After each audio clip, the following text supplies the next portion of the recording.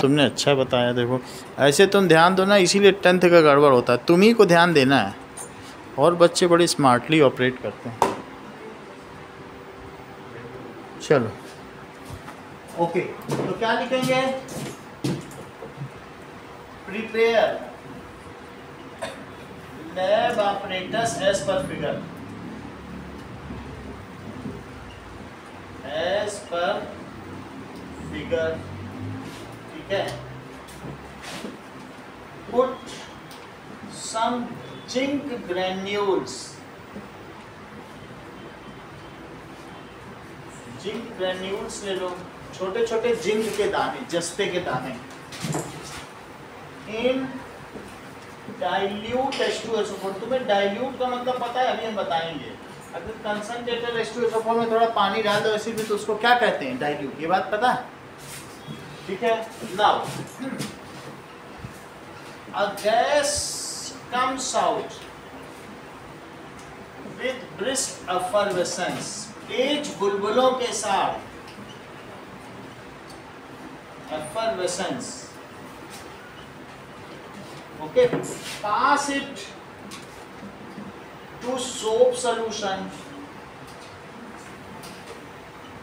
pass it to soap solution, so bubbles will come out which rise in air, वो ऊपर उठते चले जाएंगे, which rise in air, and if burning splinter, सुलगती हुई अगर बत्ती इसके पास लाई जाए जिसमें धुआं निकलता हो, ज्यादा burning splinter is brought near it,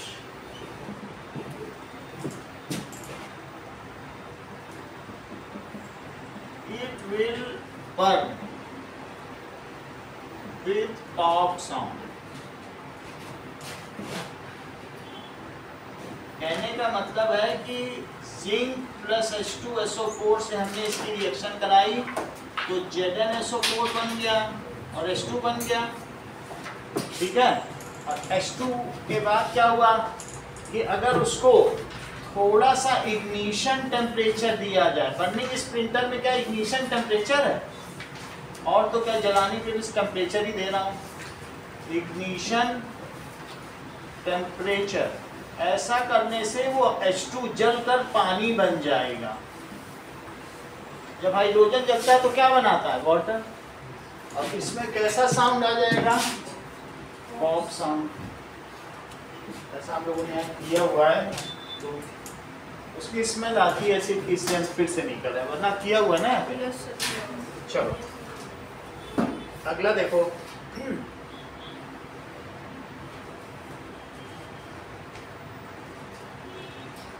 how could you confirm that when acid reacts with metal they release carbon dioxide gas?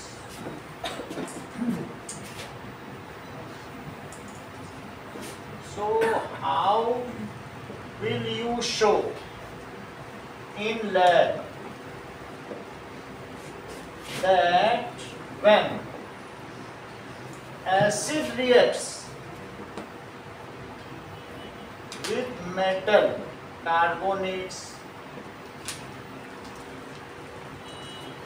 या bicarbonate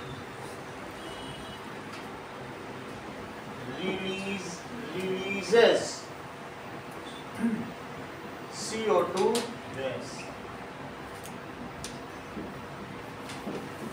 Now take test tube holder and secure test tube in it on test tube stand.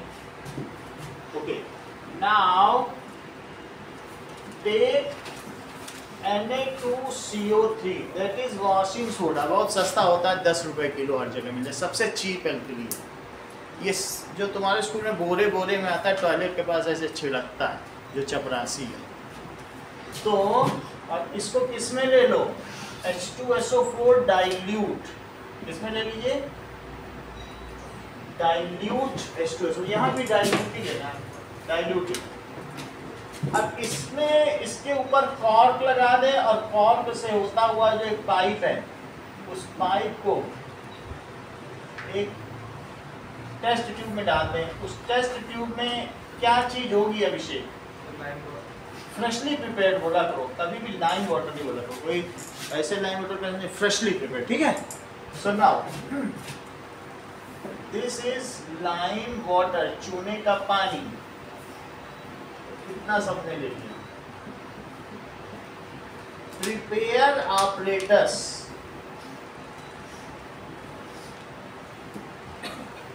Prepare apparatus as per diagram, take Na2CO3 in a test tube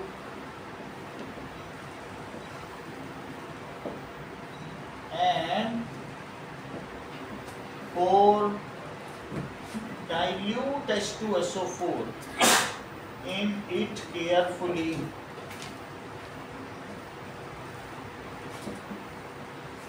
A gas is released with brisk effervescence, तेज बुलबुलों के साथ एक gas निकलती है। A gas is released with brisk effervescence if this gas is passed through freshly prepared lime water,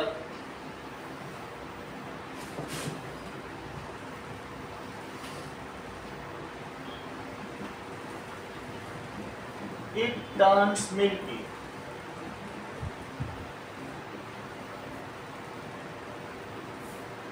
If gas is passed prolonged,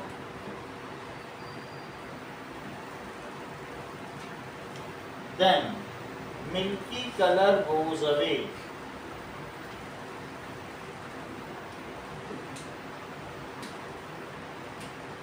Associated reactions are, हाँ वो लिख देंगे, associated reactions सब लिख देंगे। This confirms that CO2 gas is evolved, क्योंकि confirmatory test है। This confirms, वहां पर भी लिख देंगे this confirms, confirmatory test है तो लाइन लिखनी चाहिए। This confirms, जब पॉप साउंड आए तो अनाउंस कर दो। This confirms that the gas released is, यहाँ लिखना पड़ेगा, confirmatory test है ना, the gas released is H2, the gas released is CO2. Associated reactions are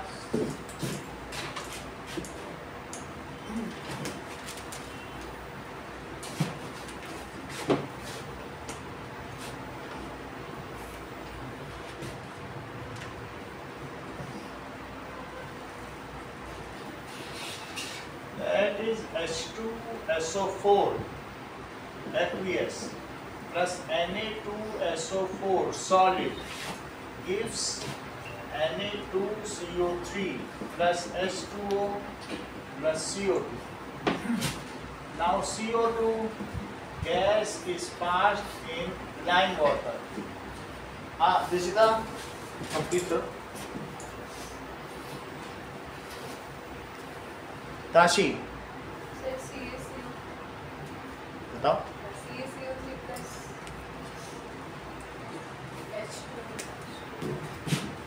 CaCO3 plus H2O। अब इसी पूरे सोल्यूशन में क्या किया, और CO2 पास कर पूरे इसी में, CaCO3 और H2O के पूरे सिस्टम में उसी में और डाल दिया, है ना। तो क्या होगा, बोलो मैं,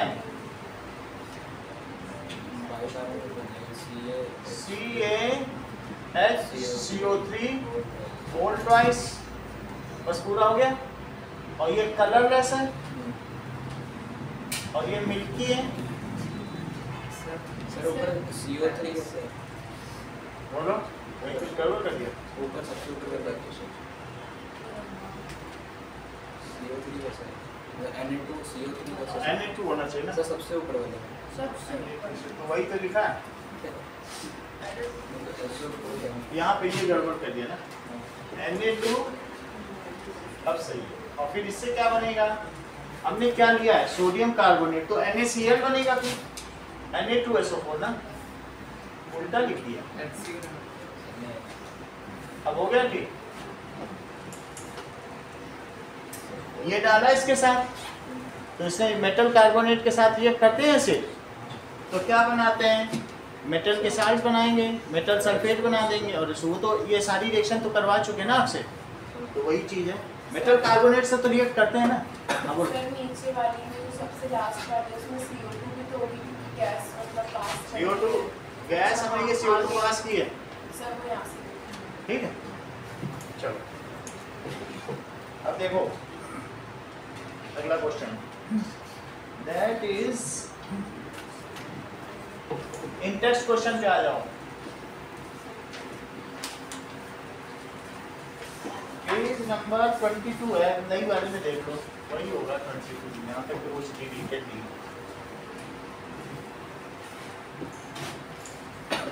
पहला question, that is why should curd and sour substance not be kept in brass and copper vessels. So acid reacts with metal to form salts, ठीक है। अच्छा, कॉपर का बर्तन प्योर कॉपर नहीं है, कॉपर के साथ टिन भी होगा, 1% 2%, प्योर तो नहीं मिलेगा कहीं पे, इतने महंगे तो नहीं बनेगा। अगर बिल्कुल प्योर अल्ट्रा प्योर लोगे तो छोटा सा कॉपर का बर्तन भी 2000 का मिलेगा, समझ में आया। तो जो हम लोग बाजार में लेते हैं उसमें इम्प्योरिटी तो होती होगी ना, तो आप ये कहोगे कि सर कॉपर तो हाइड्रोजन के नीचे है, और आपने लिखवा सरकाना सब सिखाया है कि H2 के नीचे कॉपर है, भला वो कैसे रिएक्ट करेगा, ये मन में आएगा ना आपके बार बार। लेकिन सिर्फ वो कॉपर का ही बर्तन नहीं है, उसमें कोई ऐसी इम्प्योरिटीज भी जो आसपास की हैं। तो अगर मैं ये बात कहूँ तो देखो, लिखवा सरकाना मगअल मंजन कर कट ना काटे। अब देखो O नी और सन PB और H2 यहाँ तक आ गया। अब जरा देखो इससे क्या पता चलता है, मान लीजिए जैसे हमारे पास Na है और HCl है, तो आप कहोगे भाई ये ज़्यादा एक्टिव है, तो ये एक्टिव कैटायन जो है पैसिव कैटायन को डिस्प्लेस कर देगा, ये तो आपके मन में आएगा ना, क्योंकि Na ज़्यादा एक्टिव है ना इससे, तो यहाँ पर ये इसको डिस्प्लेस कर दे रहा है। लेकिन जब मैं ये कहूँगा कि Cu प्लस HCl, तो आप तुरंत कह देते हो नहीं रिएक्शन है, पहले चैप्टर में तो यही सिखाया गया है, और क्वेश्चन कह रहा है कॉपर के बर्तन में क्यों रख रहे हो, तो आपको कंट्राडिक्ट लग रहा है ना यहाँ पे। तो इसलिए आप सिंपली ऐसा लिख देना कि the acid reacts with the impurities of copper metal and brass. जो ब्रास है वो किस चीज़ का बना हुआ है, that is copper and zinc का, 70% कॉपर और 30% जिंक है उसमें, ठीक है।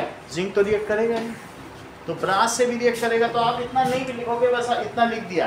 तो व्हेन कर्ड इज, अब ये लिखो curd contains lactic acid, curd में क्या होता है, curd contains lactic acid which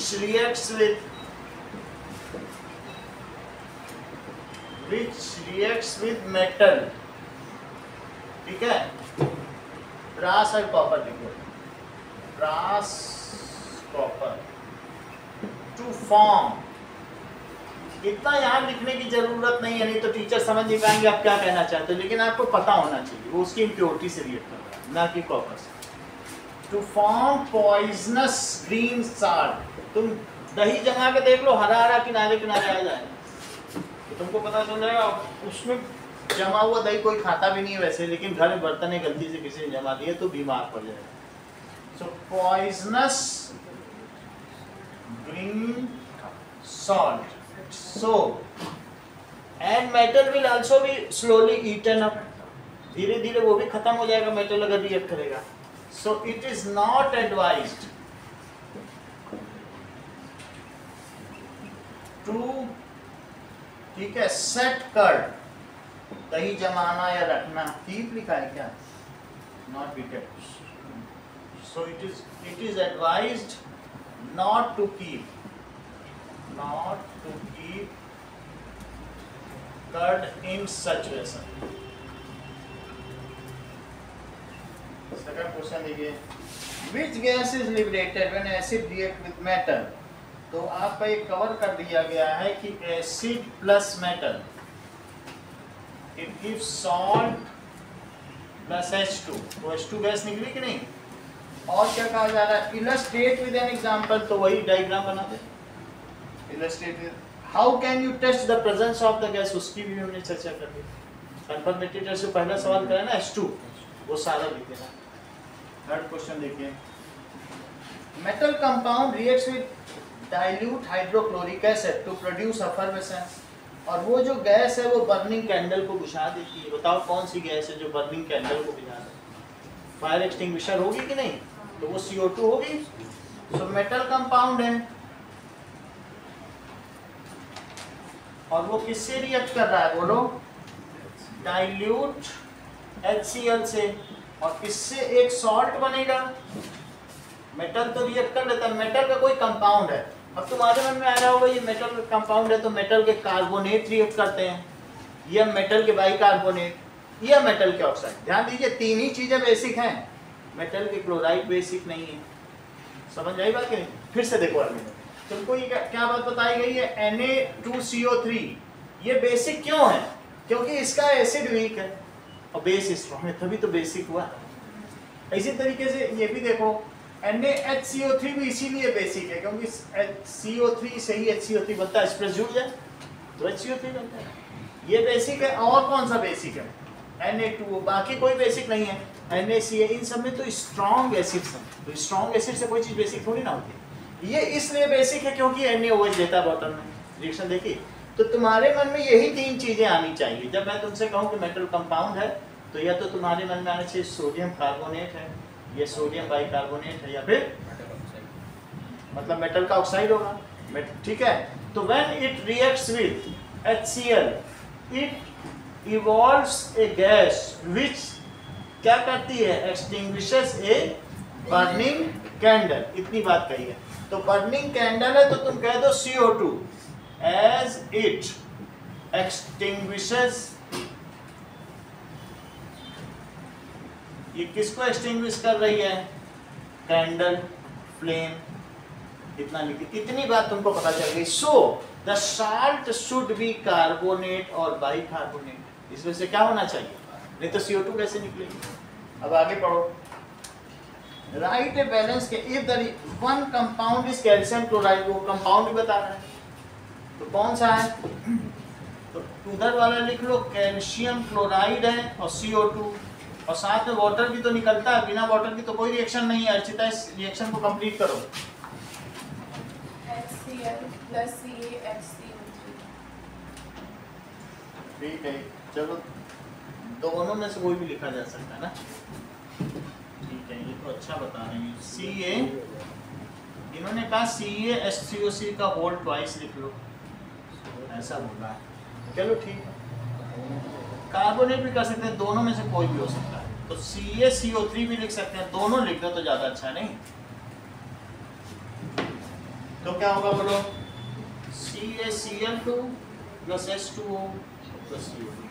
सही है, दोनों ही हो सकते हैं. आगे देखो, What is common in acid and base? अगली हेडिंग पढ़ो.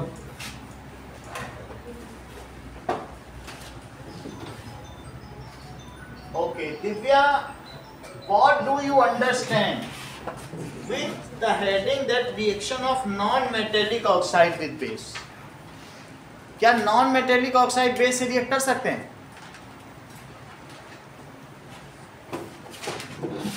बताओ, ऐसे बोल रहा है तो कर सकते हैं. और मेटेलिक ऑक्साइड बेसिक होते हैं, वो एसिड से रिएक्ट करेंगे, तो इसलिए ये हेडिंग सही है. देखो देखो मेटेलिक ऑक्साइड, तो जो मेटेलिक ऑक्साइड है वो कौन कौन से हैं? आर बेसिक, अभी उधर बताया कि नहीं, बेसिक सो रिएक्ट्स विद, ये किससे करेंगे? एसिड। ऐसे देख लो मेटेलिक ऑक्साइड में मैं तुमको कुछ ऑक्साइड के नाम बताता हूँ, ये कॉमन है और ये क्या सभी HCl के साथ रिएक्ट करेंगे? तो क्या क्या बनाएंगे बताइए अमन जरा तीनों में।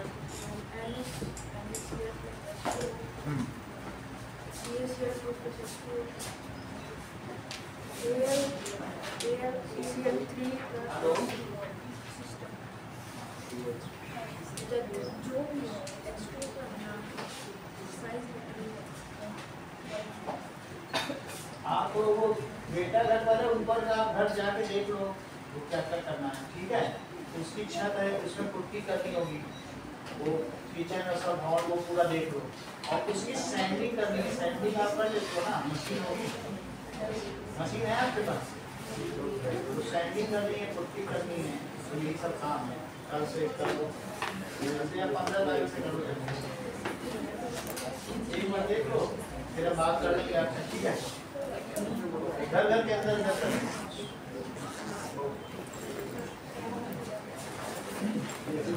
हाँ बताओ मैं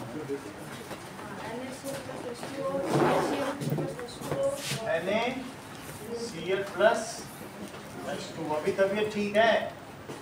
बोलो कर आगे अगला बताओ। प्लस H2O और Al H2O।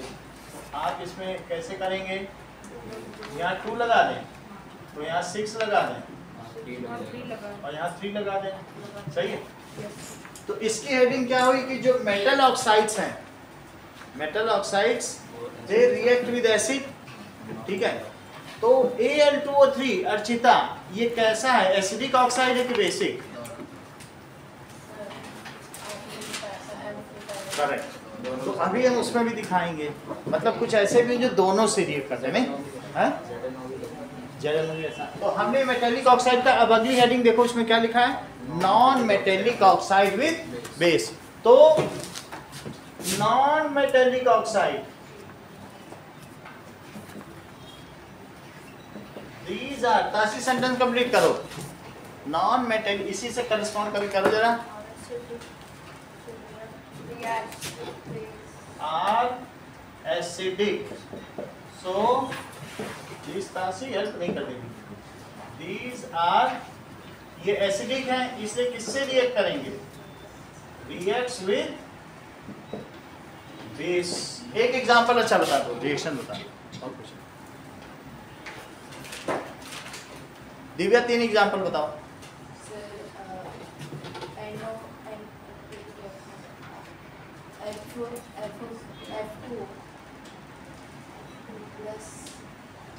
अभिषेक बोलो कुछ, नॉन मेटेलिक ऑक्साइड्स कुछ बताओ।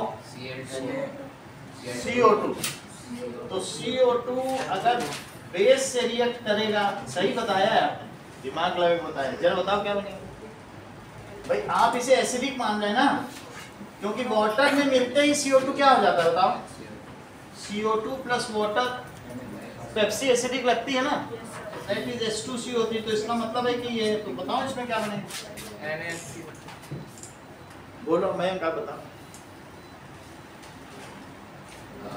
H2O plus CO, करेक्ट, ये देखो पूरा बता दिया, Na2CO3, वो सही बता दिए। बोले सर एक साल्ट बना लो और वाटर, भाई दिमाग लगाए तभी तो बता पाए। देखो Na2CO3 हुआ, एक अर्चिता आप भी बता दो। करेक्ट, आप ये देखो, ये अमन ने बता दिया, पूरी रिएक्शन कराओ। SO3 सारे नॉन मेटल याद है इनको, वही बताना कराओ।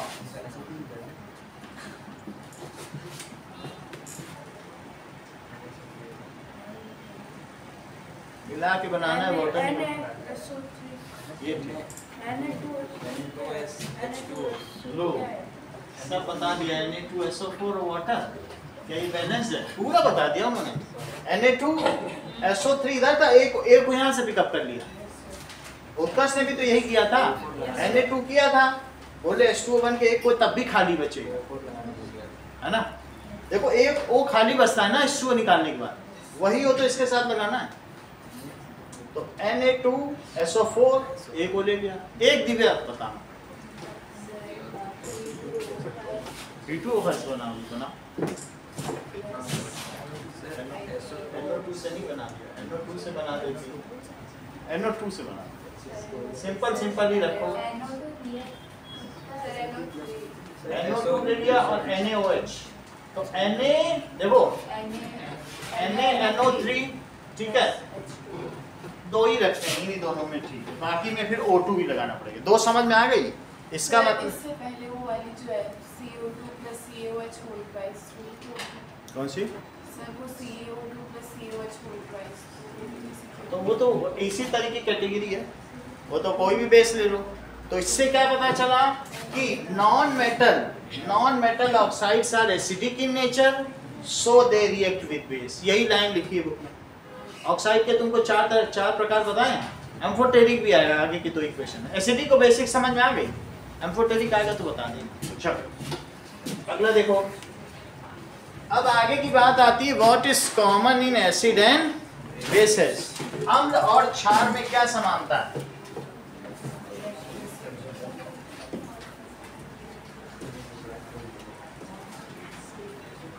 Now, what is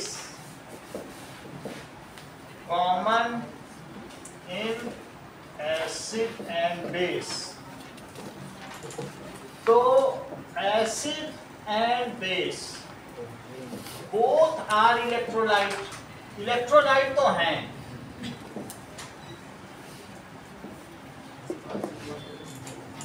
सही है।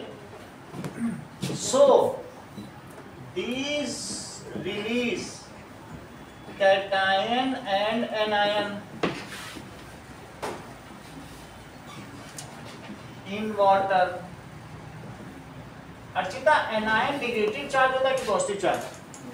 Sir negative. ठीक है। They release in water, hence conduct electricity if potential difference is applied.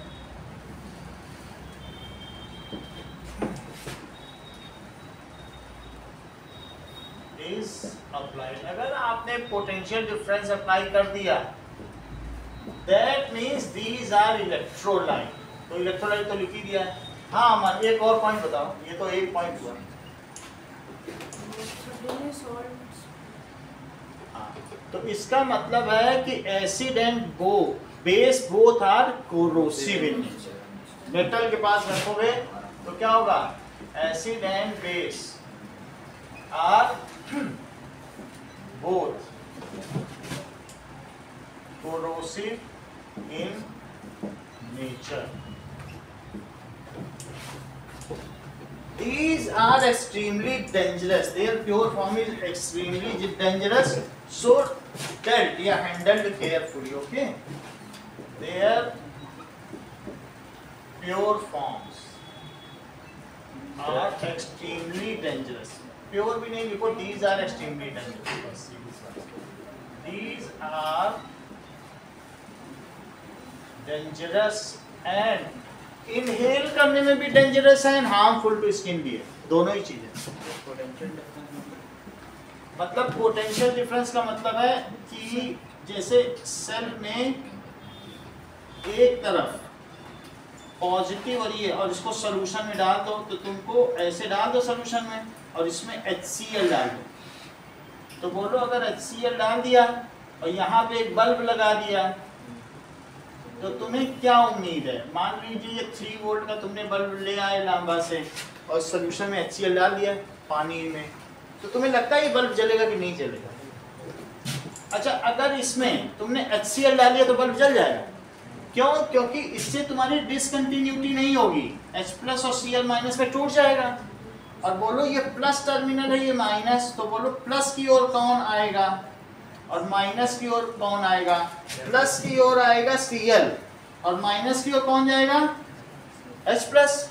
तो जो भी इलेक्ट्रॉन या चार्जेस होंगे तो क्या ये आपके पाथ को पूरा कर लेगा इलेक्ट्रिक सर्किट को। और अगर मान लीजिए इसकी जगह आपने HCl नहीं डाला और उसकी जगह आपने प्योर वाटर डाल दिया जो डिस्टिल्ड वाटर है, जो प्रेसिपिटेशन से रेन से जस्ट गिरा है, और ऐसी जगह गिरा है जहाँ पोल्यूशन हो ही ना, उस वायुमंडल में, उस एटमॉस्फेयर में ना SO2 हो, ना NO2 हो, ना CO2, बिल्कुल प्योर गिरे, तो वो डिस्टिल्ड ही वाटर है जो लेह लद्दाख में गिरता है। वहाँ गैस ही नहीं है इस तरीके की जो उसको है ना, यहाँ सब सॉल्युबल गैसेज हैं तो ये इसको एसिडिफाई कर देती है। ओके, मान लीजिए अगर आपने इससे रिप्लेस कर दिया H2O से, तो H2O में ये बल्ब नहीं चलेगा। क्यों नहीं चलेगा मैम? यस, जैसा कि इन्होंने बताया कि 10 टू द पावर 16 में 1 इतना ही टूटता है, इसका डिसोसिएशन कांस्टेंट बहुत वीक है, तो उसमें वो क्या कंडक्ट करेगा। और अगर तुमने इसमें अल्कोहल डाल दिया C2H5OH, तो तुमको क्या लगता है कंडक्ट करेगा कि नहीं? देख के बताओ बताओ, क्योंकि ये मॉलिक्यूल है, ये टूटता ही नहीं है। OH और H के होने से नहीं होता है, जो चीज टूटे ही ना तो क्या कंडक्ट करेगी। तो क्वेश्चन में दिया जा सकता है कि ये एक क्वेश्चन है भी, अभी हम कराने वाले इसीलिए बता रहे हैं कि this contains OH ion. However अगर ऐसे कुछ दे दिया जाए C6H12O6 ग्लूकोज दे दिया जाए, या चीनी दे दिया जाए C12H22O11, तो क्या वो कंडक्ट करेगा? तो हम क्या लिखेंगे कि ग्लूकोज, केन शुगर और alcohol, these are molecules and remain in molecular form in water. They do not produce ions, so these are not electrolyte, hence they do not conduct electricity in water. If potential difference, potential का मतलब एक plus और एक minus, gravitational potential difference में ही तो नदी बहती है, तो पोटेंशियल नहीं हाई से लो, पोटेंशियल डिफरेंस का यही मतलब। चार्ज का भी पोटेंशियल डिफरेंस होता है, ग्रेविटी का भी होता है, ग्रेविटेशनल पोटेंशियल पहाड़ से समुद्र तक, है कि नहीं। चलो, तो these are dangerous to handle.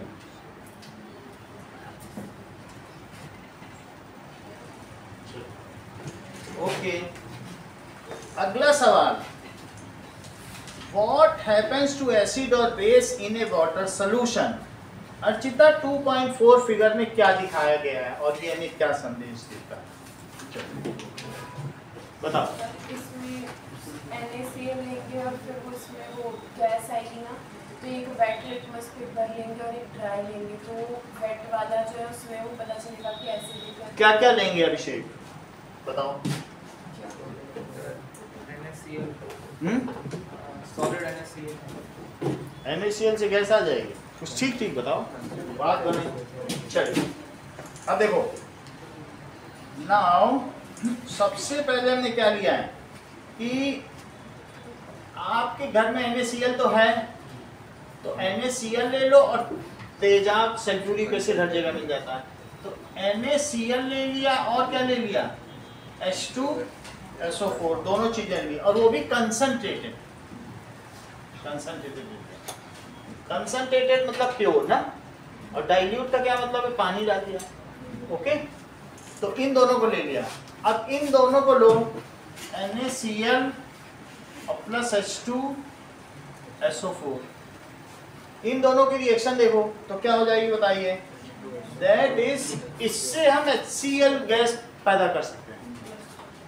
तो इससे बनेगा Na2SO4 और प्लस क्या बनेगा बताओ, 2HCl बन जाएगा, HCl के दो बन जाएंगे, 2HCl। तो जो इसमें HCl बनेगा वो HCl, अभी हमने पिछली बार भी तुमको बताया था कि H ऐसा होता है और Cl ऐसा होता है, ये होता है कि नहीं।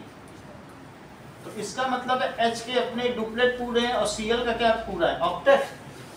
तो ये मॉलिक्यूलर फॉर्म में, ये किस फॉर्म में, जो इसके ऊपर निकलेंगे वो HCl के मॉलिक्यूल होंगे, कि वो डिसोसिएटेड फॉर्म में होंगे, नहीं होंगे ना। ऐसे में अगर मैं इसके पास एक ब्लू लिटमस पेपर लाऊं तो क्या होगा बोलो, मान लीजिए मैं इसके पास एक ब्लू लिटमस पेपर ले आता हूँ, तो क्या उसका कलर चेंज होगा? किसमें HCl के पास? हाँ, इसी में। HCl के पास नहीं होगा। क्यों? क्योंकि इसमें जरूर बबल्स होंगे, हीट होगी, लेकिन वाटर है ही नहीं, हमने कंसंट्रेटेड लिया। नहीं तो कोई क्या वाटर वेपर निकलेगा वो तोड़ देगा, कहाँ से तोड़ देगा? लिया तो हमने कंसंट्रेटेड है, तोड़ेगा क्या? नहीं तोड़ पाएगा। तो as it is molecular and there is absence of H+ ion, ठीक है, तो ऐसे में क्या होगा कि अब इसका क्वेश्चन लिखते हैं, ये क्वेश्चन बुक का ही है।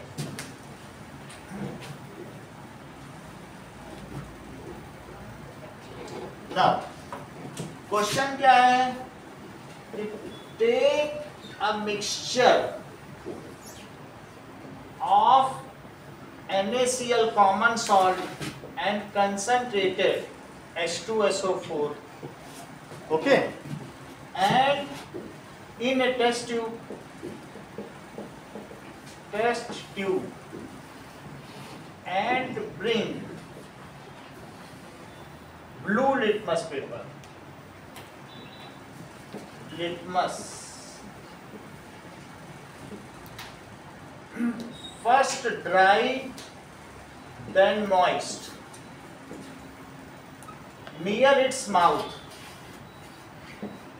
इसके टेस्ट ट्यूब के माउथ के पास या ब्रिम, इसके मुहाने के पास ले आओ। What happens and why?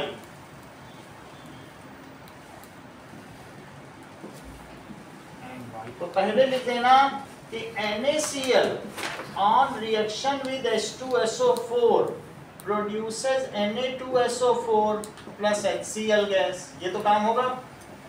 This HCl gas now rises up, ये ऊपर उठेगी। The produced HCl gas rises up when dry litmus, blue litmus paper is brought near mouth, blue litmus is brought near mouth, its color does not change। Anshu Priya, blue litmus blue ही क्यों रह जा रहा है? बताओ बताओ, एक लाइन में बताओ। सुजैन, ब्लू लिटमस पेपर इसके माउथ पे डाला, HCl गैस तो निकली ना, लेकिन उसका कलर रेड नहीं हुआ, जबकि हमने सुना है कि एसिड तो रेड कर देते हैं, तो ये ब्लू लिटमस रेड क्यों नहीं हुआ? हाँ, ये इसलिए नहीं हुआ क्योंकि HCl मॉलिक्यूल में H+ आयन नहीं है। मॉलिक्यूल तो मॉलिकुलर है ना, तो ये काम कौन करता है? एसिड को हमने कहा कि जैसे सोर है, खट्टा है, या जो भी उसके प्रॉपर्टीज है, लिटमस, ये सब H+ ही तो करता है, बिना H+ के हो ही नहीं पाएगा। तो उसने क्यों नहीं किया? But its colour, blue colour नहीं चेंज हुआ। क्यों नहीं चेंज हुआ उत्कर्ष? हाँ, as HCl remains in molecular form and does not contain, उसमें क्या चीज नहीं है? H+ ion. अभिषेक, इसका नाम भी हाइड्रोजन क्लोराइड है, अभी इसे एसिड नहीं बोल सकते क्योंकि अभी ये hydrogen chloride. Okay, now bring moist blue litmus paper। अब दिशिता क्या होगा और क्यों होगा? अब इसको गीला करके लाओ, पानी में भिगो के तब लाओ, तब क्या होगा? दाशी, अब जो HCl गैस निकलेगी वो इसके सरफेस पे बैठ जाएगी और वाटर की वजह से वो टूट भी जाएगी, और टूटने की वजह से क्या उसमें H+ आ जाएगा, और वही H+ क्या इसके कलर को चेंज कर देगा? बोलो। तो अब उसका कलर रेड हो जाएगा। क्या हो जाएगा बताइए? अगर ये ड्राई है तो ड्राई होने पे इसमें कुछ नहीं हुआ, और वही अगर आपने इसके बगल में मॉइस्ट लिटमस पेपर ले लिया तो मॉइस्ट लिटमस पेपर में उसका कलर चेंज हो जाएगा। तो मॉइस्ट लिटमस पेपर ले आइए, and now its color changes. Why its color changes? क्योंकि जो HCl इसके ऊपर बैठेगा वो HCl H प्लस में टूट जाएगा और किस में टूटेगा? Cl में। वो H प्लस इसके कलर को चेंज कर देगा। तो ये कैसा लिटमस पेपर है? मॉइस्ट। सही है कि नहीं? Now bring moist litmus paper. Utkarsh इसमें क्या होगा और क्यों होगा? सर क्योंकि उसमें वाटर है तो जो HCl है वो डिसोसिएट हो जाएगा और H प्लस आयंस हो जाएंगे, इसलिए रेड हो जाएगा। सही है। It changes into blue to red, so its color changes to red.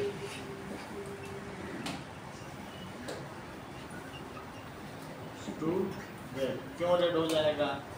As HCl molecule dissociate at surface of litmus paper.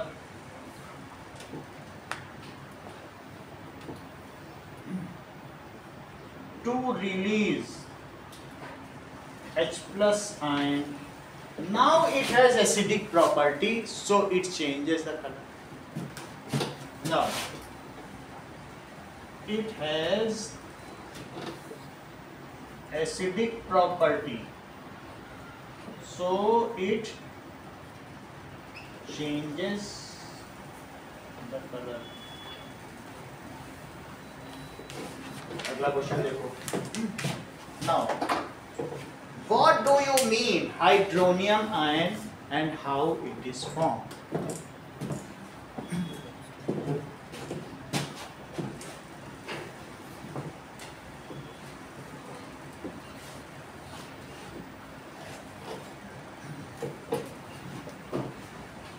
What is hydronium ion?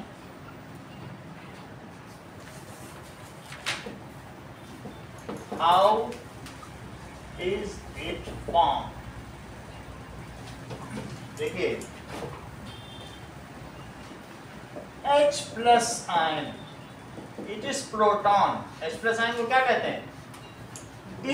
It is very small, बहुत छोटा होता है ना, and highly unstable.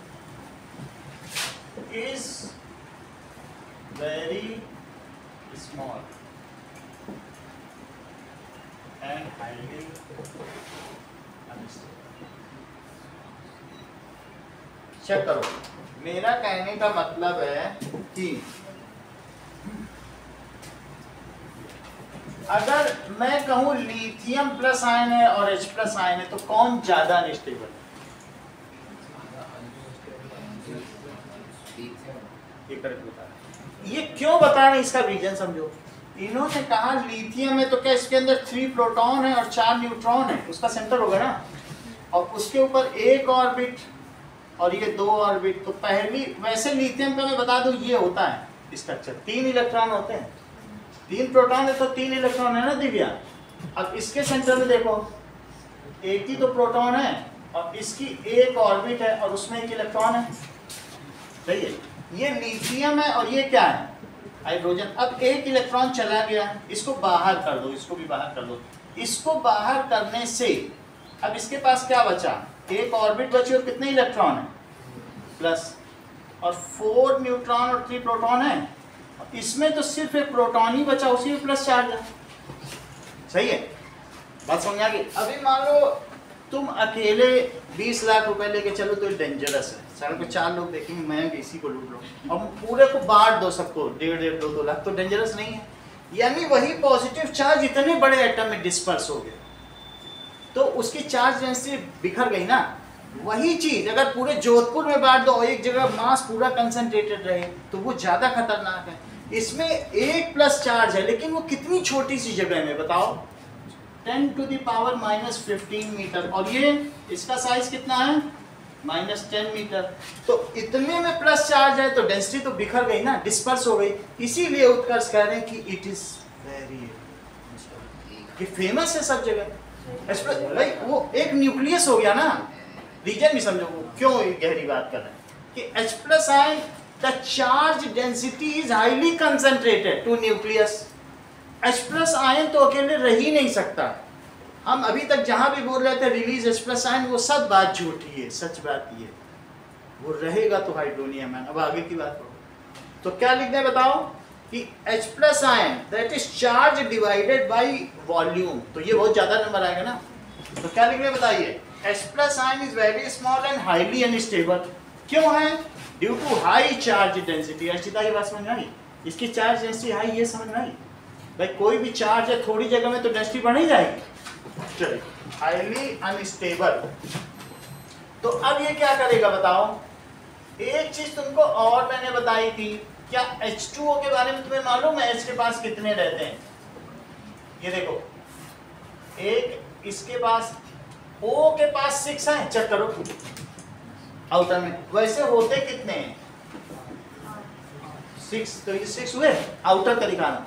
तो H2O में इसने इसका duplet पूरा कर दिया और इसका डुप्लेट पूरा कर दिया, और इसने इन दोनों को समेटते हुए अपना आउटर भी पूरा कर दिया। अब इसके पास एक H प्लस आ गया, H प्लस अपना इलेक्ट्रॉन गंवा के आया। क्या किया बताइए? दे के आया। तो इसके पास आ रहा है क्योंकि इसके पास इतने इलेक्ट्रॉन खाली पड़े ना, देख रहा है, हिम्मत नहीं मांगने की, लेकिन ये अनस्टेबल भी है।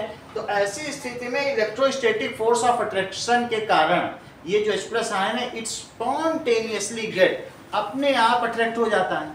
तो अब O क्या करेगा? O कहेगा ठीक है तुम आ गए हो तो चलो मेरे पास आओ, लेकिन आप इन दोनों को अपना मान सकते हो। देखो O कितना अच्छा है, वो उसके पास आया है कि नहीं? H प्लस अकेले है, अनस्टेबल है ना। तो जब इसके पास आएगा तो O क्या करेगा? कहेगा लो मैंने तुमको अपना एक इलेक्ट्रॉन दिया, वो दे। लेकिन कभी भी कोई किसी को इलेक्ट्रॉन देगा तो एक पॉजिटिव चार्ज आ जाएगा, क्योंकि जितने प्रोटॉन होते हैं उतने ही, ये बात समझ आई कि नहीं? अगर वो उसको देता है तो एक उसने दे दिया, 2 इलेक्ट्रॉन इसके पास है, कह देखो तुम्हारी गरीबी हमने दूर कर दी, जाओगे तो मैं सब ले लूंगा, तुमको ऐसे ही जाना पड़ेगा, लेकिन जब तक मेरे पास हो तुमको एक दिया। अच्छा तुमको दे दिया, अब हम तुम दोनों बराबर के हुए, चलो अब कोवैलेंसी करो, अब कोवैलेंट बॉन्ड बनाओ। बात देखो, जब वहां पर तीर चलाने आया कर्ण तो उसने बोला ये कहाँ से आ गए? तो सूत पुत्र है, अर्जुन ने बोला। दुर्योधन ने कहा जाओ तुमको एक नगर दिया, राजा बन गए, अब लड़ो। इस चीज को कहते हैं कोऑर्डिनेट कोवैलेंट बॉन्ड। पहले किसी को देना और फिर उससे कोवैलेंस बॉन्ड बनाना, फिर बराबरी करना। तुमको एक दे दिया, अच्छा चलो अब तुम्हें मिल गया ना, लेकिन इसको देने के बाद अब प्लस किस पे आ गया बोलो? तो दे दिया ना उसने, प्रोटॉन तो रहा, इलेक्ट्रॉन दे दिया। अब इससे कहेगा ठीक है तुम भी अपना डुप्लेट पूरा करो, ठीक है। अच्छा ये 2 H इसके पास है क्या?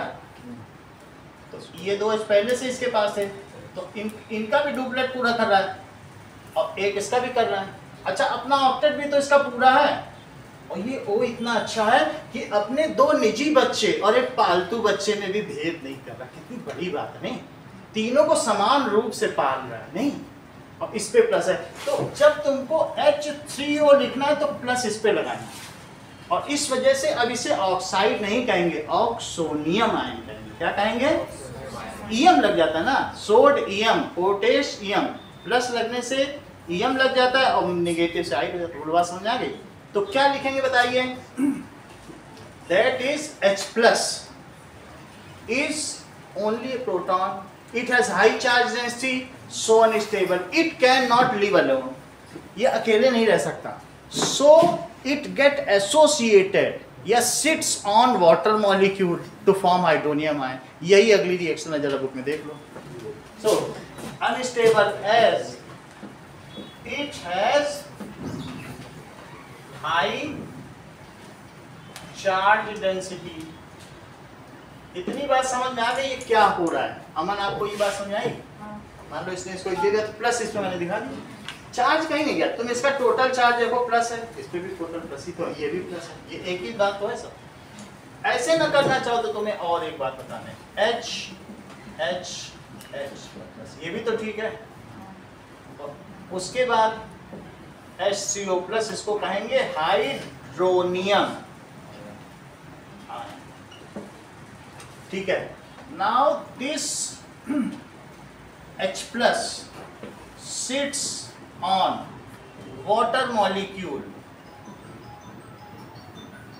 क्योंकि उसके इलेक्ट्रॉन एक्सपोज्ड है ना, वाटर मॉलिक्यूल, एंड फॉर्म और क्या बना देगा, हाइड्रोनियम आयन। अब जरा बुक की लैंग्वेज देखो क्या हो रहा है। इसको ऐसे दिखाया जाएगा H plus plus H2O gives H2O, ये चीज है कि नहीं, बुक में लिखा हुआ है ना, देखो मिला। अब इसको हम दूसरी तरीके से देखें कि इन HCl एंड वाटर सोल्यूशन में क्या होगा। जब HCl को तुमने पानी में डाला तो H अलग हुआ, लेकिन H अलग होके भी इस पे बैठेगा जाएगा, अकेले नहीं बैठेगा। तो ये क्या हो जाएगा, Cl माइनस और H3O प्लस। इसे एक्वियस ऐसा होने के बाद इनको क्या वाटर मॉलिक्यूल घेर लेंगे,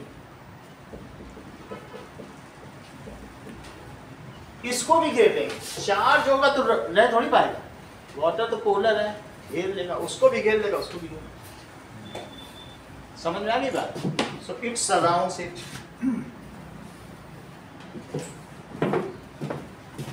अब देखो कि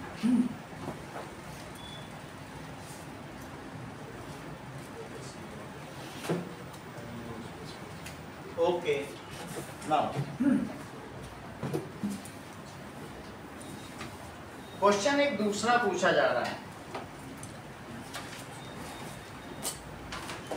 क्वेश्चन पूछा गया है, what happens when acids and bases are dissolved in water.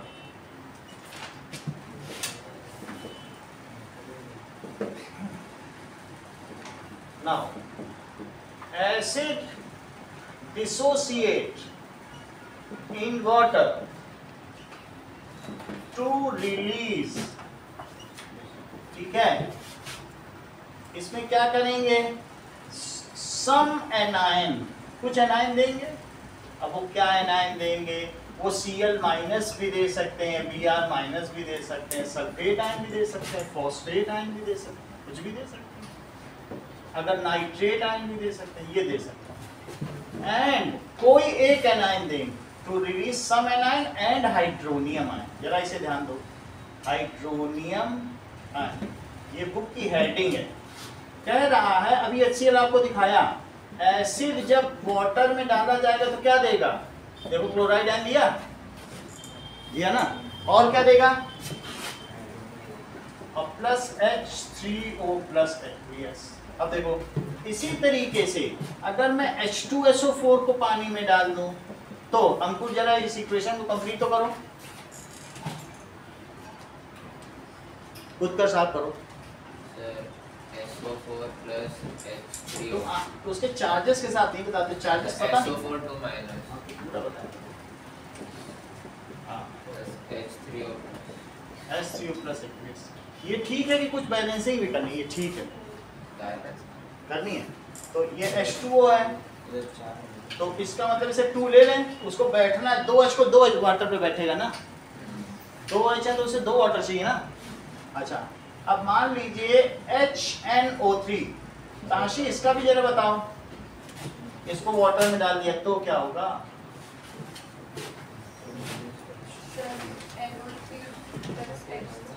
अच्छा कोई बात नहीं, आप बताओ।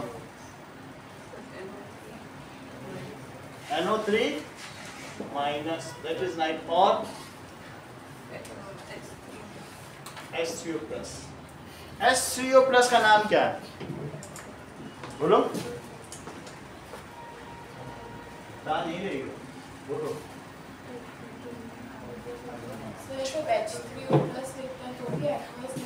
क्या हाँ ये अच्छा बताया, देखो बहुत बड़ी बात बोली है, आप लोग भी सीखो। इन्होंने कहा कि जो H3O प्लस है, तो वाटर पोलर था ना, तो इन्होंने कहा कि सर O इसके पास आ जाता होगा और H दूर रहता होगा, क्योंकि वाटर तो सर पोलर है, उसका यही काम है इनको घेर लेना और मिलने ना देना। नहीं तो इलेक्ट्रोस्टैटिक और घूम रहे हैं हजारों लाखों, तो मिल क्यों नहीं जाते, तुम 2 महीने बाद छुट्टी से आओ, Na प्लस और Cl मिल के नीचे बैठ जाए, उनको बाधा कौन पहुंचा रहा है, तो ये वाटर उनको घेर ले रहा है और उन दोनों प्रेमी जोड़ों को मिलने नहीं दे। तो ये असली बाधक कौन है? वाटर है। बोलो बात समझ आ गई पूरी? ऐसे सभी हैं। तो इट इज जस्टिफाइड, और इसको क्या कहा जाएगा? बोलो हाइड्रेशन ऑफ आयंस। इसको क्या कहेंगे? वाटर का घेर लेना, it is known as hydration. एक और चीज है चेतन भाई, बोला सर ये जब वाटर आके घेर लेता होगा तो वो निगेटिव उसके पास आता होगा और H, लेकिन सर अपोजिट चार्जेस आते हैं तो हीट रिलीज होती है, ऐसा होता होगा ना भाई, opposite.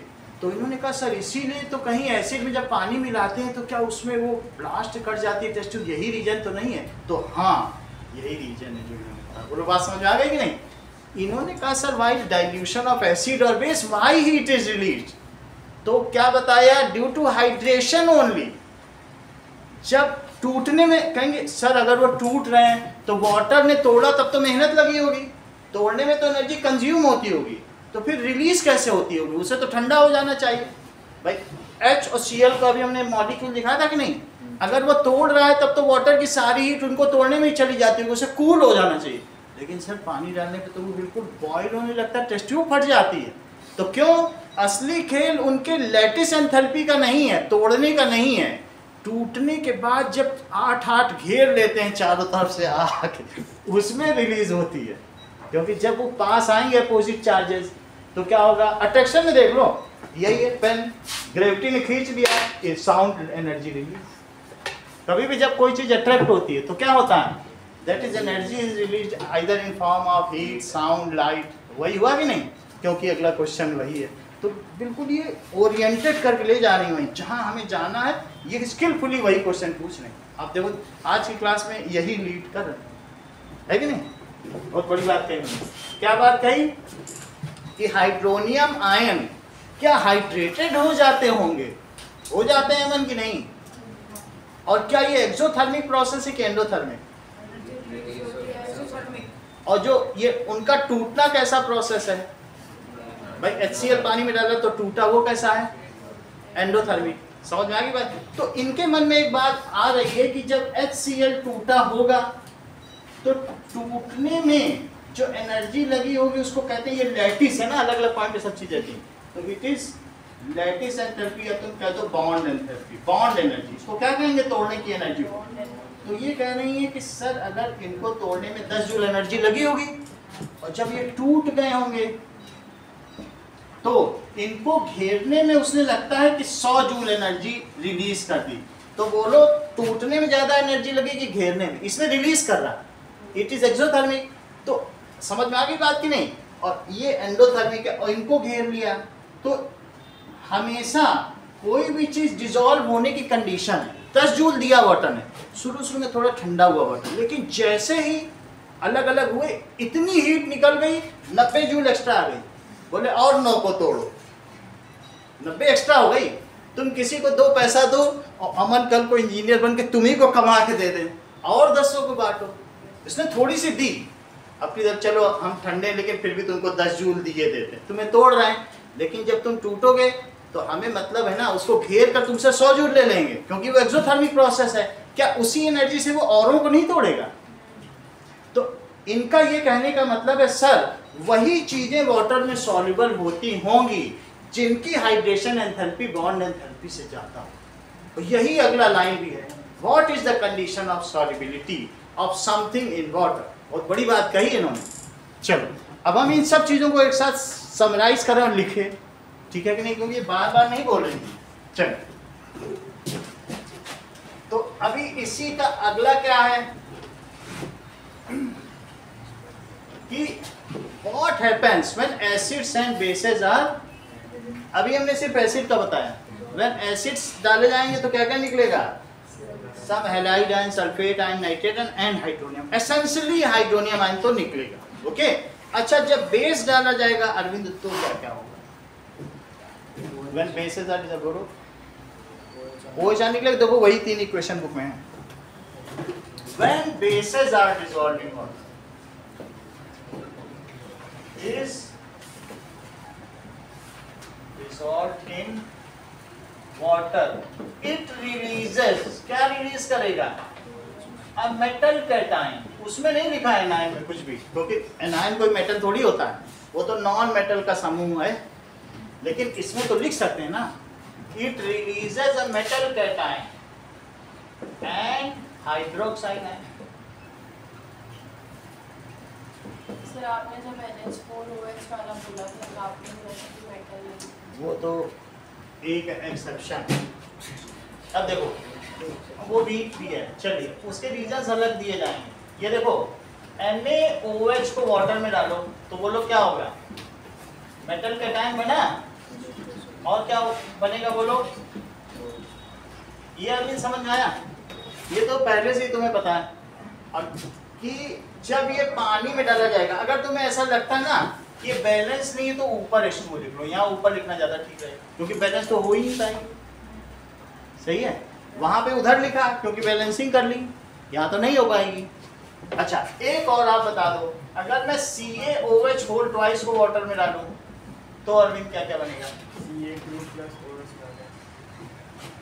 Ca2 plus hydrated plus 2OH minus hydrated. Okay, ऐसे ही अगर मैं AlOH होल ट्राइस को पानी में डालूं तो क्या बनेगा? Al3 प्लस H2S और 3OH। बोलो इतनी बात समझ आ गई? चलिए, तो यहां तक तो हम लोगों ने सब बात समझ ली। अब देखो, metals are denoted by M plus and non-metals are denoted by X minus। देखो मेटल किससे डिनोट किए जाएंगे? Metals are denoted by M plus और non metal are denoted by X minus. तो इस वजह से अगर मैं कहूं कि HX और प्लस MOH तो बात सही रहेगी। देख लो, नॉन मेटल के एसिड्स हो गए और मेटल के हाइड्रोक्साइड बेस हो गए।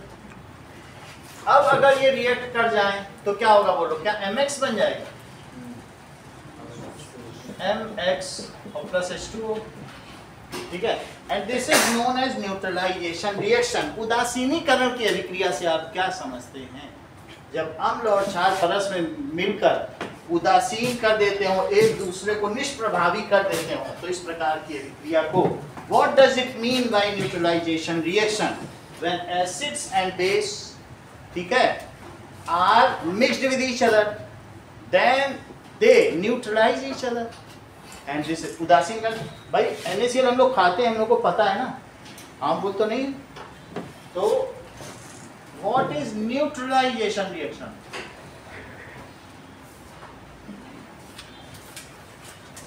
When acid is mixed with base, अगर ये बेस के साथ मिले, then they neutralize each other.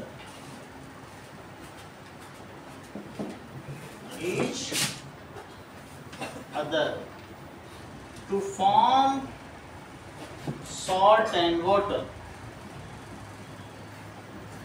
It is called neutralization reaction.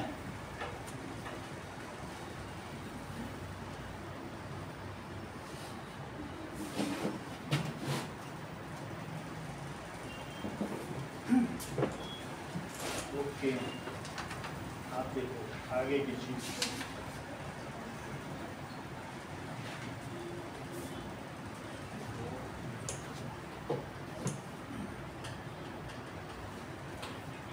चलिए,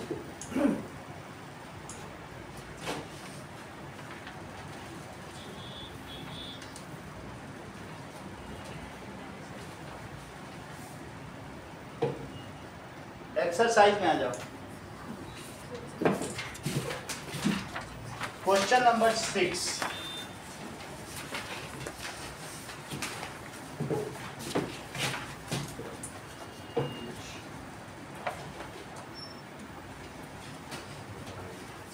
एक और क्वेश्चन है, 87 सेकंड क्वेश्चन का बताओ जरा आंसर। मान लो एग शेल है, एग शेल का क्या केमिकल नेम है, बता सकती क्या? अंडे के छिलके का कुछ नाम है क्या? बताओ बताओ, हम बता रही कैल्शियम कार्बोनेट। Calcium carbonate. तो सेकंड क्वेश्चन में कह रहा है कि अगर मैंने एक क्रश्ड एगशेल है, वो कैल्शियम कार्बोनेट है, ठीक है, और उससे कोई सोल्यूशन रिएक्ट कर रहा है, तो सेकंड क्वेश्चन देखो एक्सरसाइज का, दैट इज CaCO3 और इससे कोई सोल्यूशन रिएक्ट कर रहा है, तो उत्कर्ष ये सोल्यूशन बेसिक होगा कि एसिडिक? ये एसिडिक बोल रहे हैं, आप क्या बोल रहे हैं? चंद्रशेखर, आप दिव्या, एसिडिक हो। तो कहीं आप ये तो नहीं कहना चाहते कि metal carbonates are basic in nature? तो बेसिक है तो एसिडिक होगा, मेटल कार्बोनेट है ना, तो ये मेटल कार्बोनेट है तो ये बेसिक हो गया। अब इसके बाद क्या हुआ, तो अगर एसिड होगा तो एसिड तो कुछ भी हो सकता है, HCl भी हो सकता है, H2SO4 हो सकता है, या और कुछ भी HNO3 भी हो सकता है। इन सभी सूरतों में जब ये इनसे रिएक्ट करेंगे तो क्या तीन चीजें बनेंगी? क्या सॉल्ट बनेगा, वाटर बनेगा, CO2 निकलेगी। देखो ये और कुछ बन रहा है, कैल्शियम है तो CaCl2 बना देगा, CaSO4 CaNO3 का होल ट्वाइस। तो हमारे में कौन सा आंसर सही रहेगा? तो दैट सॉल्यूशन कंटेन्स HCl, भी सही है ना। चलो okay, third question Archita, 10 ml solution NaOH को HCl के साथ ले लिया, HCl और NaOH लिया, देखो 10 ml हमने ये लिया और 8 ml क्या लिया है, 8 ml HCl। ऐसा इस वजह से हुआ है क्योंकि किसी में पानी ज्यादा होगा, किसी में कम। ये सब डाइल्यूट सोल्यूशन है, बहुत सारा पानी डाल दोगे तो उतने थोड़ी एक्सप्रेस होंगे, और उतने, समझ में आई बात कि नहीं? आप ये मत सोचो कि इक्वली न्यूट्रलाइज करें, वो तो सोल्यूशन की डाइल्यूशन पर निर्भर करता है ना। बहुत प्योर एक चीज ले लोगे और बहुत पतला लोगे तब थोड़ी इक्वली न्यूट्रलाइज नहीं कर पाएंगे, तो इसलिए इट इज ऑल डिपेंड्स। लेकिन हमने जो सोल्यूशन लिया है उसमें 8 ml 10 ml को न्यूट्रलाइज कर रहा है, तो अगर इसका 20 ml लिया जाए तो उसको इसका कितना ml न्यूट्रलाइज करेगा? बस यही है, क्योंकि वो तो इक्वल प्रोपोर्शन होना चाहिए जो भी सैंपल। ओके, तो इसका क्या आंसर होगा? बी। अगला देखो कि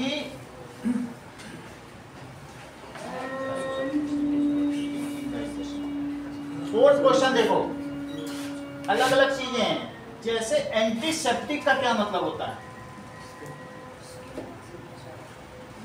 सेप्टिक यानी स्किन डिसीज, और एंटीसेप्टिक ऐसी कोई चीज जो हम लगा लें जो सेप्टिक हटा दे। लोहा लग जाता है तो कहते हैं नहीं सेप्टिक हो गया। एंटीसेप्टिक का मतलब है स्किन हीलर, स्किन को जो ठीक कर दे। एंटीपायरेटिक क्या होता है?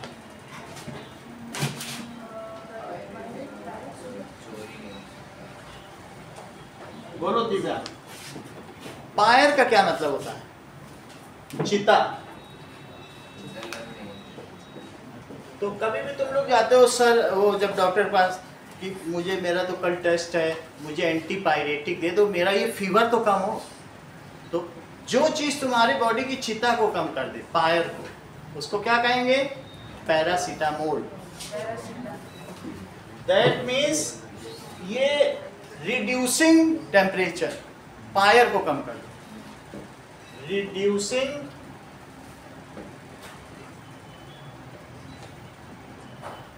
एंटीहिस्टामिन किसे कहेंगे? ये करेक्ट बोला है। सर मैं तो पूछ रहा। अच्छा तो पूछ, हमें लगा बताए तुम। एंटीहिस्टामिन,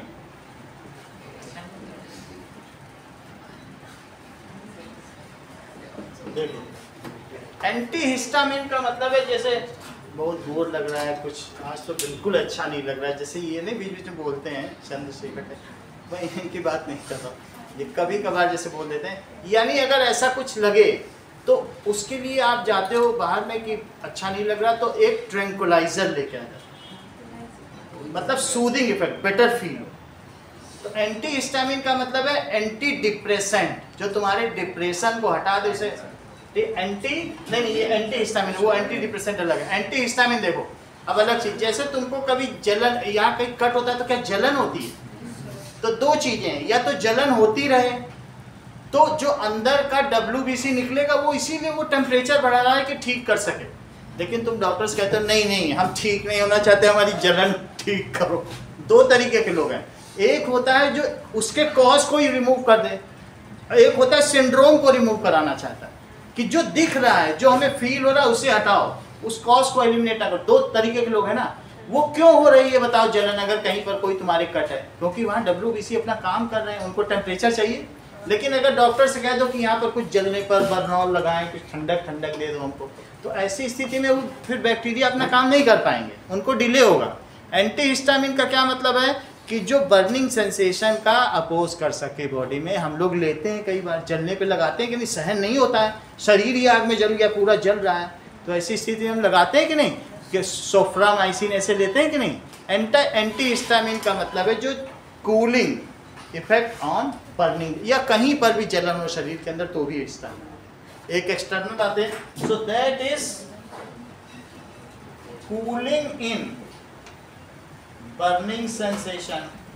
अगला देखो, अगला बुक में क्या दिया है, एंटी हिस्टामिन हो गया, एंट एसिड भी दिया है। देखो एंट एसिड का क्या मतलब है, कभी बॉडी में एसिडिटी होती है, हम लोगों ने पहले देखा था म्यूकस अगर हट जाए तो HCl जलन पैदा करेगा। तो तुम ऐसा क्या लेना चाहोगे कि तुम्हारी MOM ले लो, क्योंकि वो एक माइल्ड बेस है। सोडियम कार्बोनेट ले लो, गरीब है तो साबुन पानी पी ले, कुछ भी कर सकते।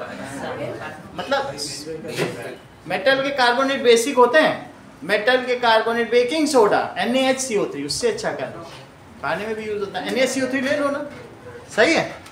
तो एंट एसिड क्या हुआ बताओ, NaHCO3। अब हमारे क्वेश्चन पे आ जाओ, क्वेश्चन क्या करे बताओ, which of the following medicine is used for indigestion. तो एंटीबायोटिक हो गया, एनाल्जेसिक। एनाल्जेसिक क्या है देशिता बताओ, ये नहीं समझ में आया। एनाल्जेसिक तुमने बताया था, ये सही कह रहे हैं इन्होंने, ब्रूफेन, जो पेन से रिलीफ कराए, ठीक है, पेन किलर।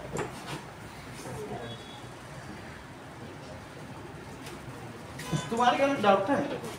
ऐसे कैसे ये डॉक्टर ही बन जाता है सर। ये सब है, अब तुम्हें पता चल गया। एंटीबायोटिक जो किससे बने, बैक्टीरिया माइक्रो ऑर्गेनिज्म से बने और दूसरों को मारे, तो उनको क्या कहेंगे, एंटीबायोटिक। ओके, क्वेश्चन नंबर 5 बताइए। क्वेश्चन नंबर 5 देखो,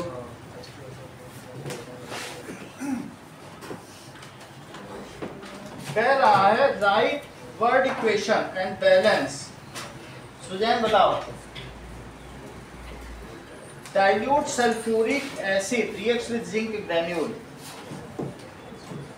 बताइए, सिर्फ इक्वेशन बता दो, सबकी एक एक से पूछ लेंगे।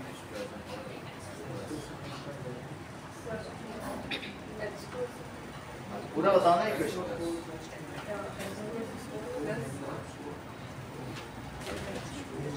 Zn plus H2SO4 gives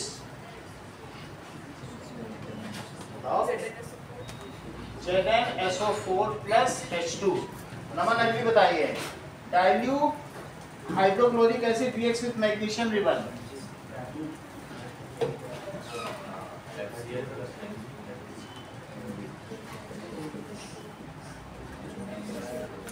dilute है तो एक्वियस लिख सकते हो।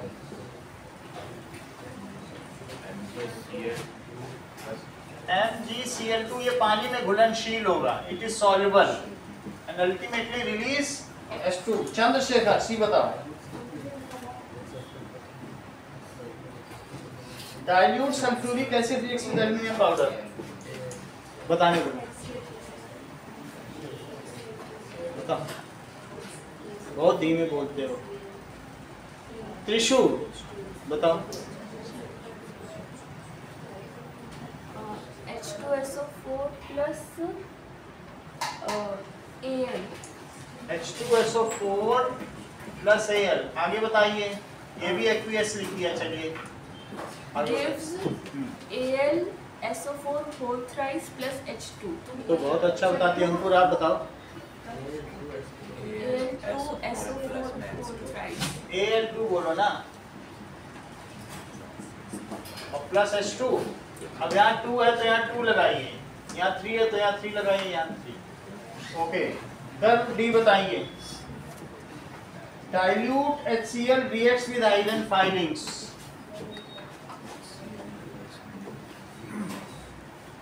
आयरन फाइलिंग्स है, हैं? Fe है। और क्या है? देखो ये थोड़ा सा टेक्निकल है, अभी उसको मिटा दिया, थोड़ा बताते हैं आपको। ये सही है। देखो लिखबा सरनाका, सरनाका की खाना क्या है? मग अल मन जन कर पी कड कोनी सन, यहाँ तक है। और फिर यहाँ पर है, कितनी चीज है। अब यहाँ पर आपके मन में आएगा, यहाँ तो 2+ वाला है और यहाँ पे क्या है 3+। सही है।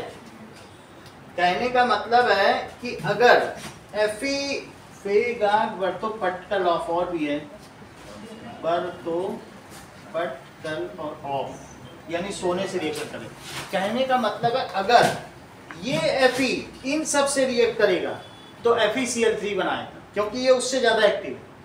लेकिन इसके पहले तक अगर हाइड्रोजन से रिएक्ट कर रहा है तो सिर्फ ये 2 तक की वैलेंसी देगा, यानी इसके साथ अगर इसकी होगी, दोनों चीजें मैं लिख के दिखा दे रहा हूँ। सही है। मेरा कहने का मतलब Fe है, और अगर वो AuCl3 के पास चला जाएगा, कहेगा मैं तुमसे मजबूत हूँ, बिल्कुल उसको कमजोर आदमी मिल गया, तो ऐसे में क्या करेगा बताओ? ये खुद अपना कंपाउंड बनाएगा ना। More active metal form their own salt and displace less active metal. तो जब इन सब के साथ मिलेगा, इससे नीचे वालों के साथ, किसके साथ क्वेश्चन आ सकता है, सिल्वर के साथ मिल जाए, प्लेटिनम के साथ मिल जाए, या गोल्ड के साथ, तो वो ट्राई मतलब क्लोराइड बनाएगा। और ऊपर वाले में रहेगा जब तक, इन तीनों के अलावा सबके साथ ये डाइक्लोराइड बनाएगा। बात समझ में आ गई? तो हमारा आंसर क्या होगा बोलो? FeCl2। बोलो, बात समझ आई? और यहाँ क्या रहेगा?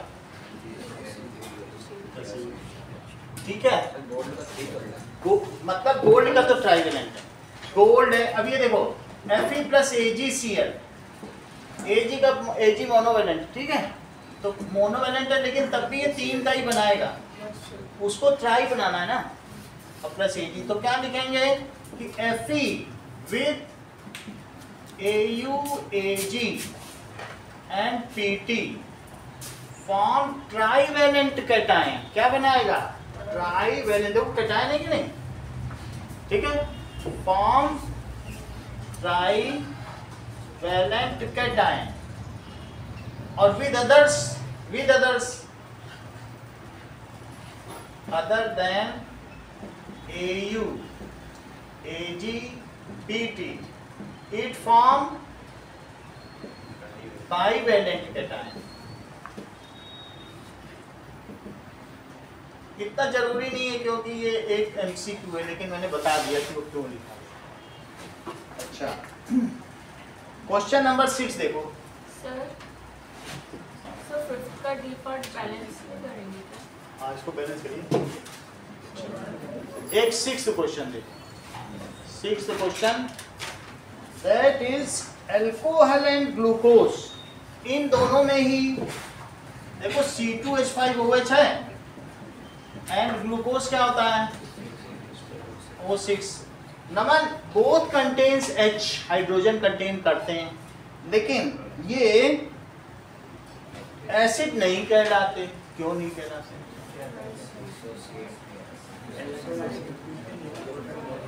चंद्रशेखर बताओगे? दोनों में H है लेकिन एसिड नहीं कहलाते। हाँ, So these are molecules. ये क्या है?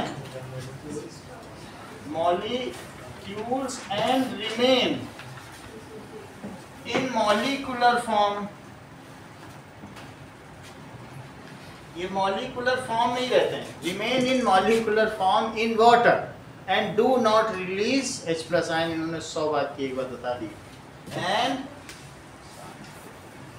in water do not release H plus ion. Hence these are not categorized. These are not categorized as acid. इसलिए इनको क्या नहीं कहेंगे? एसिड नहीं कहेंगे. इसकी कोई एक्टिविटी बताओ अर्चिता. सर 2.8 हाँ 2.8 2.8 है. क्या है 2.8? सर सॉल्यूशन लेना है फिर वो भी चलो ये देखो, ये एक्टिविटी कर लो. इसमें एक ये ले लीजिए, जैसे अभी थोड़ी देर पहले नहीं कराई थी, और यहाँ सेल लगा लो. इसमें एक बल्ब लगा दीजिए, ठीक है, और इसमें आप डाल दीजिए शुगर सीरप और लिख दीजिए बल्ब विल नॉट लो. समझ में आ गई? So make arrangement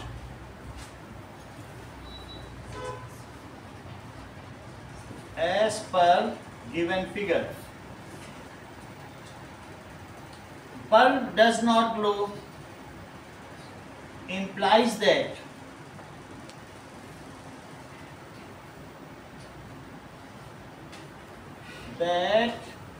sugar or alcohol is not an electrolyte. ये electrolyte ही नहीं है. That sugar and alcohol is not an electrolyte.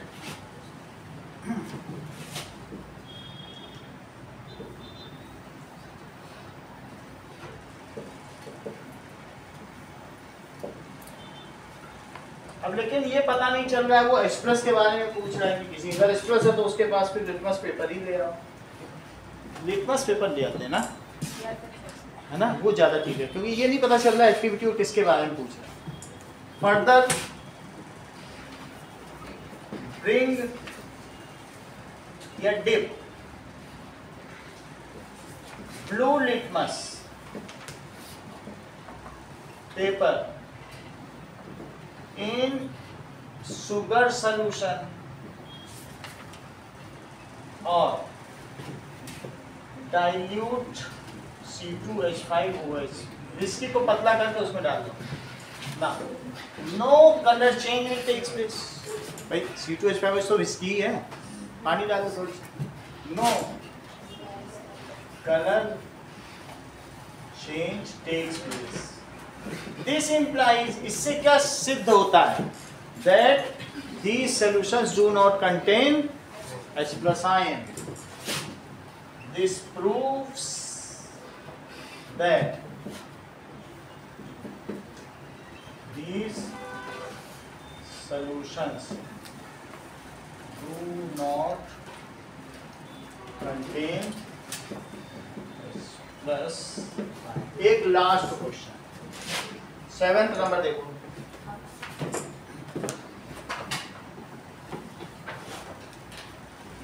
कहा जा रहा है कि rain water, distilled water does not conduct electricity while rain water does.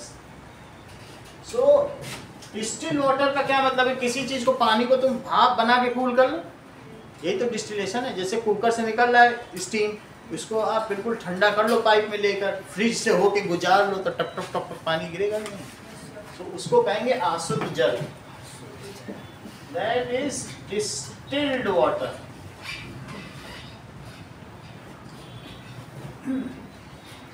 Is pure form of water.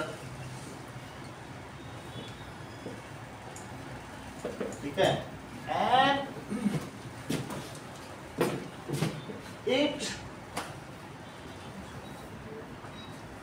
Remains in molecule. ये बहुत पुअर इलेक्ट्रोलाइट है. तुमको एक बात बता दें, जो डिस्टिल्ड वाटर है डिस्टिल्ड वाटर में 10 to the power -7 H plus ion होंगे और 10 to the power -7 OH ion होंगे। कितने में?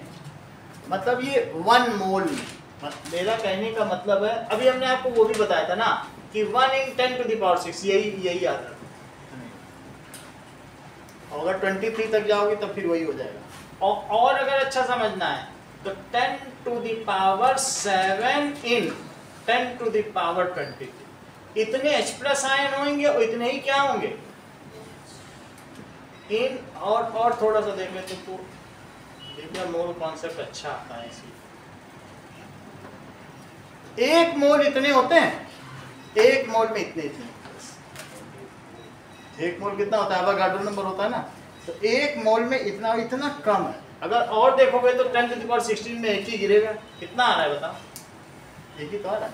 तो इसलिए इसको क्या कह सकते हैं कि distilled water is pure form of water which is molecular in nature and do not contain H plus ion and OH ion, so it does not conduct electricity। इतना होना भी क्या होना है, नहीं 10 टू द पावर 16 में, ये देखो पूरी दुनिया की पॉपुलेशन 10 टू द पावर 7 है। 10 टू द पावर 7 में अगर एक आदमी कोई हो जाए कुछ तो कहेंगे अरे 10 टू द पावर 7 में एक ही तो मरा है। और कहाँ 10 टू द पावर 16 में ऐसी कितनी मिलियन बिलियन अर्थ में कोई एक मरे तो माना जाएगा मरा है क्या? 10 टू द पावर 7 ही तो हमारी मतलब 800 करोड़ आबादी 10 टू द पावर 7, उसमें एक हो जाए तो कुछ नहीं मानते। और 10 टू द पावर 16 में पूरे यूनिवर्स में एक मरे, बताओ कितनी बात समझ आ गई कि नहीं? So is pure form of water, it is not an electrolyte. आप ऐसा लिख सकते हैं, ये इलेक्ट्रोलाइट है ही नहीं। It is not an electrolyte and do not dissociate in H plus ion and OH ion, hence Uttar sentence complete करो। hence ये डिस्टिल्ड वाटर डज नॉट ये कंडक्ट इलेक्ट्रिसिटी। सही है, hence does not conduct electricity।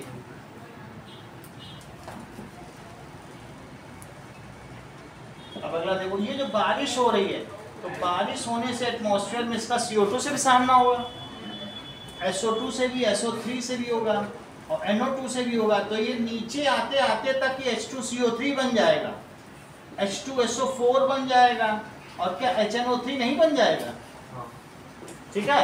So rain water क्या होता है? Contains carbonate ion, sulphate ion, nitrate ion along with H plus ion and these are responsible for conducting electricity। सही बात है कि नहीं? सो रेन वाटर contains